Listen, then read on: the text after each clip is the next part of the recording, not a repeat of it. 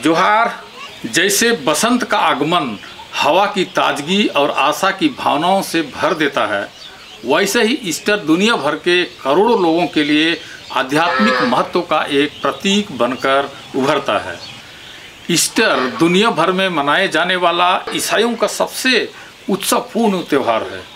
यह ईसा मसीह के सूली पर चढ़ने के बाद मृत्यु से पुनः जी उठने की याद को दर्शाता है।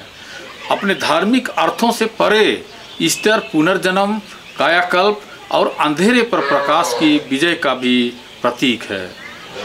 ईस्टर रविवार को आनंदमय धार्मिक सेवाओं के साथ मनाया जाता है, जैसे ईस्टर सुबह की सेवाएं और पवित्र शनिवार की रात को ईस्टर विजिल। बड़ी संख्या में ईसाई ईस्टर अंडों को सजाने, उपहारों से भरी ईस्टर टोकरियां पेश करने और बच्चों के अनुकूल अंडे की खोज का आयोजन करने जैसे रीति रिवाजों में भी भाग लेते हैं।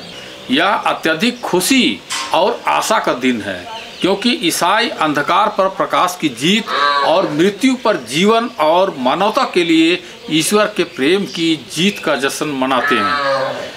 गिरजाघरों में विशेष कार्यक्रम बनाए जाते हैं, जैसे चर्च गायक मंडली, ईस्टर उपदेश और ईस्टर नाटक। ईसा मसीह के प्रति अपनी खुशी जाहिर करने के लिए लोग मोमबत्तियां जलाते हैं। ईस्टर का पवित्र सप्ताह पाम संडे से शुरू होता है और गुड फ्राइडे, जो इस वर्ष 29 मार्च को हुआ।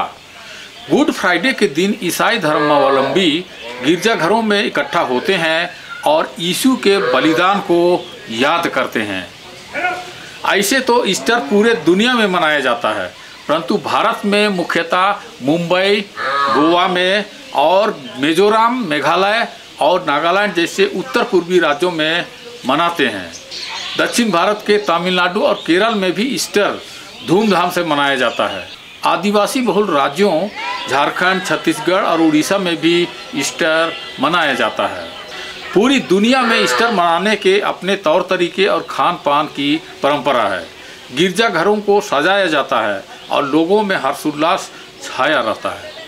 ईस्टर के प्रतीक खरगोश, रंगीन अंडा और पीले चूजों को माना जाता है। यह नया जीवन और उर्वरता का बोध कराता है।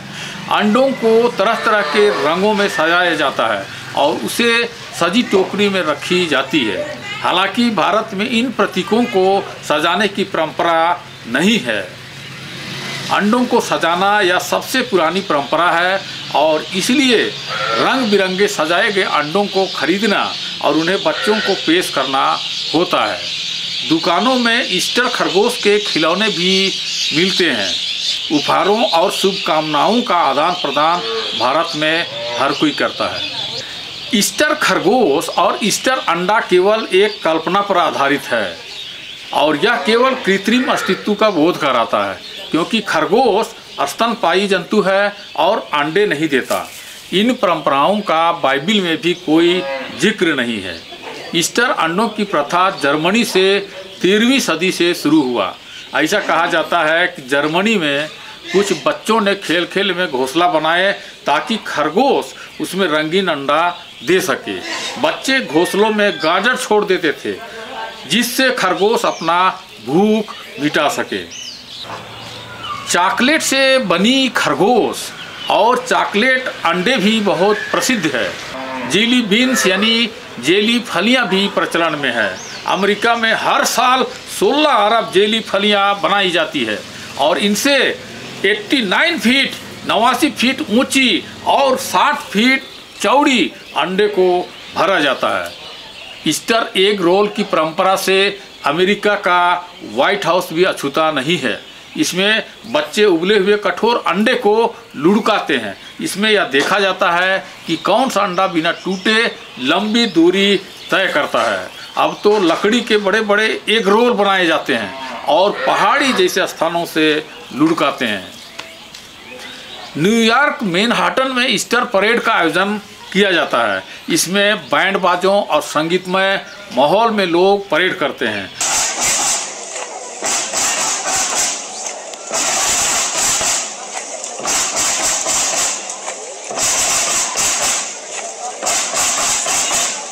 सड़कों पर बाइबिल आधारित बड़े बड़े झांकियाँ प्रदर्शित करते हैं। स्पेन में लेंट के अंतिम सप्ताह में, जिसे पवित्र सप्ताह कहा जाता है, बहुत विशाल धार्मिक जुलूस या परेड निकाला जाता है। प्रायः या छोटे बड़े हर शहर में वहाँ पर इसका आयोजन होता है। जुलूस में बाइबिल के विभिन्न दृश्यों को प्रदर्शित करते हैं। इस दौरान संगीत गूंजता रहता है। ईस्टर में सफ़ेद लिली फूल का बहुत महत्व है। इस फूल से घरों और गिरजाघरों को सजाते हैं। यह पवित्रता, पुनर्जन्म और ईसा मसीह के पुनरुत्थान का प्रतीक है। दुनिया में ईस्टर कैसे मनाए जाते हैं, आइए इस पर भी एक नज़र डालें। फ्रांस में ईस्टर के दिन जैसे ही चर्च की घंटियां बजती है, ईसा मसीह के जी उठने की खुशी में हर्षोल्लास छा जाता है। लोग ईस्टर अंडे का शिकार करते हैं और 15,000 अंडे का एक ऑमलेट बनाकर खाते हैं। इसके अतिरिक्त खाने में मेमने का मांस, पनीर, आलू और चॉकलेट खाना पसंद करते हैं। जर्मनी में शनिवार को सूर्यास्त के बाद लकड़ी का एक विशाल बेलन में पुआल लगाकर एक पहाड़ी जैसे ऊंचे स्थान से आग लगाकर लुढ़काते हैं। ईस्टर पेड़ को पेंटिंग किए हुए अंडों से सजाते हैं। यह घर में एक छोटे पौधे पर और फुलवारी में भी सजाया जाता है। खाने के लिए हरे व्यंजन खाना पसंद करते हैं। अंडे, डेयरी उत्पाद, बादाम, किशमिश और चाय भी पसंदीदा भोजन है। इटली में पोप ईस्टर का नेतृत्व करते हैं। गुड फ्राइडे के दिन संत पीटर बासिलिका में विशाल जनसमूह के साथ मास का आयोजन किया जाता है। एक क्रूस स्टेशन बनाते हैं और मशाल युक्त क्रूस को आकाश में उठाया जाता है।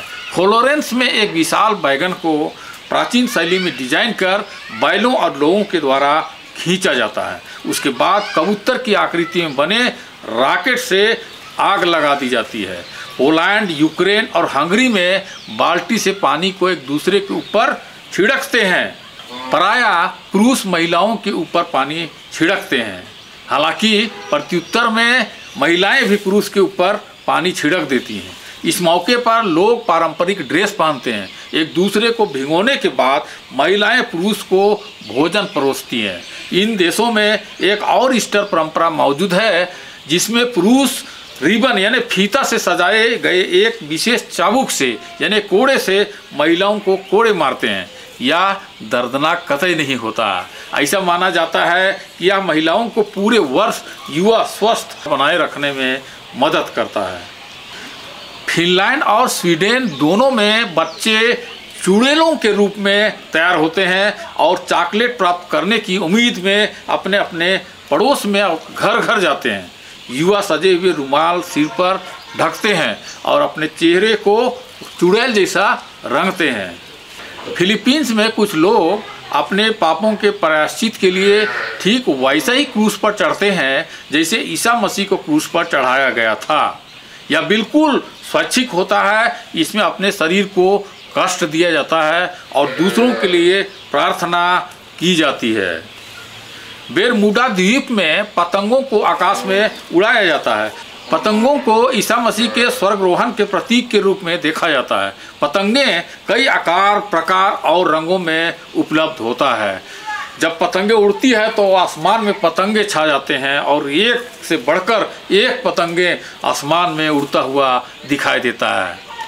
इंग्लैंड में ईस्टर के दिन चर्च में जाते हैं और परिवार के साथ समय बिताना पसंद करते हैं। ईस्टर अंडों को आदान प्रदान करते हैं। कई लोग ईस्टर अंडों की खोज करते हैं। ईस्टर अंडों को छिपाकर बच्चों को ढूंढने के लिए कहा जाता है। खाने के लिए स्वादिष्ट भोजन और फलों का इस्तेमाल करते हैं।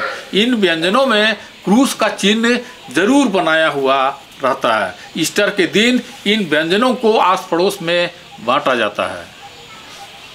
अमेरिका में ईस्टर अंडे की खोज के साथ ईस्टर मनाया जाता है, जहां बच्चे बगीचों या घरों में छिपे रंग बिरंगे सजाए गए अंडों की तलाश करते हैं।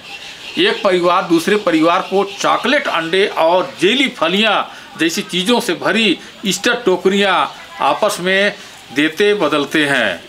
व्हाइट हाउस वार्षिक ईस्टर एग रोल का आयोजन करता है, जहां बच्चे पूरे लॉन में चम्मच से अंडे घुमाते हैं और अंडों से खेलते हैं, लुढ़काते हैं। अब आइए हम देखते हैं कि भारत में ईसाई आदिवासी किस प्रकार ईस्टर मनाते हैं। दुनिया में ईस्टर मनाने के अपने अपने तौर और तरीके हैं। दुनिया से इतर ईसाई आदिवासियों का ईस्टर मनाने का तरीका कुछ अलग होता है। गुड फ्राइडे के बाद ईस्टर की तैयारियां शुरू हो जाती है। घरों की सजावट के लिए रंगीन क्रेप, रंगीन कागज और बैलून और रोशनी से घर को सजाया जाता है। जरूरत पड़ने पर घर की लिपाई और पोताई की जाती है। कच्चे मकानों में पोताई के लिए भूरा माटी या काली मिट्टी इस्तेमाल करते हैं। कुछ प्रोटेस्टेंट ईसाई अपने पूर्वजों के कब्रों और कब्रिस्तान की सफाई करते हैं। कब्रों को सफ़ेद पोताई करते हैं।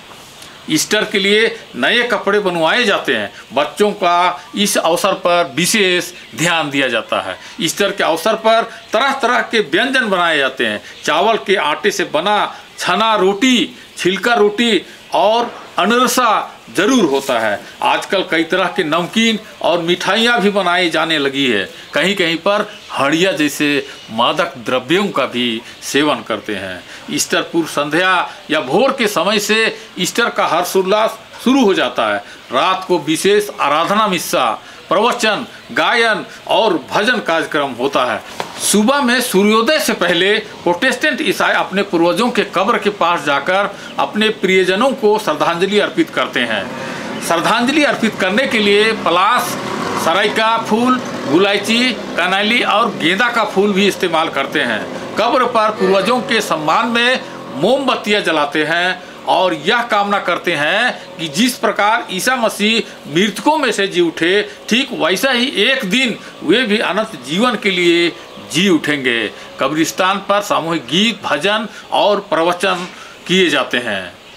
ईस्टर के दिन विशेष आराधना होती है। चर्च में विविध कार्यक्रम जैसे गायन, भजन, बाइबिल पाठ, संदेश वाचन और शुभकामनाएं अर्पित की जाती है। चर्च से निकलने के बाद से ही आदिवासी शैली में नृत्य गान शुरू हो जाते हैं। नृत्य गान का यह कार्यक्रम देर रात तक चलती रहती है। कहीं कहीं पर पूरे गांव में घर घर जाकर नृत्य किया जाता है। जिस घर में नृत्य करते हैं उस घर के मिठाइयों और व्यंजनों को घर के लोग बांटते हैं और कुछ पैसे भी अर्पित करते हैं। ईस्टर के दूसरे दिन ईस्टर मंडे मनाया जाता है। इसके लिए प्रायः गांव के बाहर नदी, तालाब, बांध या जंगलों, पहाड़ों में सामूहिक पिकनिक मनाने जाते हैं। पिकनिक समाप्त होने के बाद नाचते हुए गांव वापस लौटते हैं। गजब का उत्साह देखने को मिलता है। इस प्रकार आदिवासियों के बीच ईस्टर दुनिया के ईस्टर से भिन्न प्रकृति से जुड़ा हुआ नजर आता है। अब फिर मिलेंगे एक नए वीडियो के साथ। तब तक के लिए नेमा सेक्का को इजाजत दीजिए। जोहार, नमस्कार।